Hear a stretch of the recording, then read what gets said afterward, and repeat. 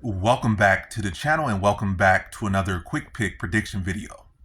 In this video, I'll be predicting the women's featherweight bout in PFL for, I guess, the undisputed super fight women's featherweight belt in PFL between Cris Cyborg versus Larissa Pacheco.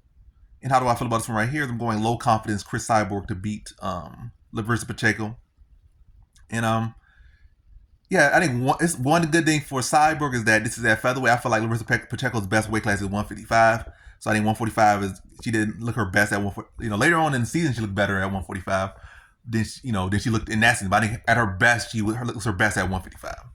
And I think Cyborg's best weight class is 145. So Cyborg's fighting at her better weight class. Larissa Pacheco's fighting at her lesser weight class.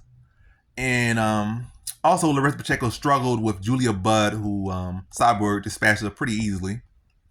Age is definitely a factor, and mileage. Cyborg has a lot of age. She has a lot of mileage.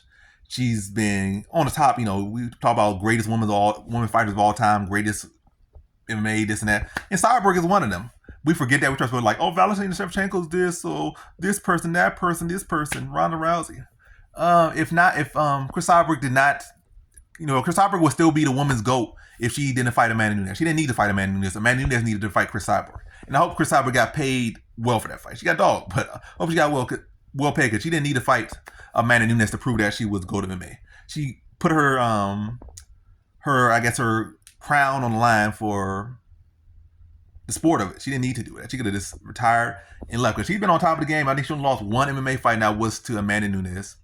And she's been on top since I was like damn near in middle school. And she's still on top. And now I'm in my 30s now. Like that's a long reign atop and still among the best.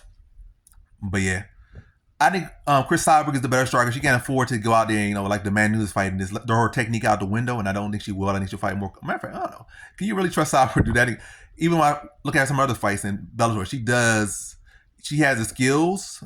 For sure, we've seen her box, and I think that should help her in this one because in boxing, you got to fight more composed. She does fight way more composed in boxing than she does in MMA. I feel like MMA sometimes she just goes out and like just thinks she's the alpha. I mean, she is the alpha woman in many cases, in most cases, outside of against Nunes. And she just goes out there and bully women, throw caution to the wind, just go out there swinging. But yeah, I think she's a tougher fighter.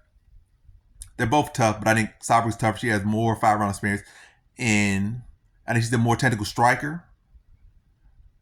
I might say, I don't say she's a better grappler. I think grappling pretty even, but yeah.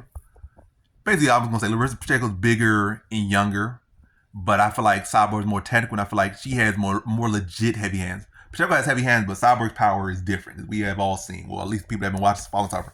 Even a man in MMA be like, yeah, I don't want to even play fight with her. If I can avoid sparring with her, I'll avoid sparring. Like she's a legit threat. I don't think that's the same case for Larissa Pacheco. But what are you saying? You've been yapping, so I'm gonna get to the point. Yeah, I think Pacheco's bigger and younger, but I think Cyborg, this is her weight class.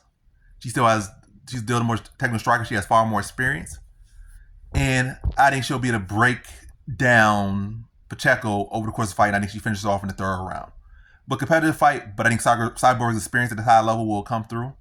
I think that boxing experience will help her. I don't think either are such great grapplers. I think Cyborg definitely has more experience grappling, and she probably can win grapple. And also, I think the Bud fight factors here as well. And when you have a clean, technical, experienced fighter like that, like she had with Bud, but now you have an even better version of that, a much better version of that, different beast of that.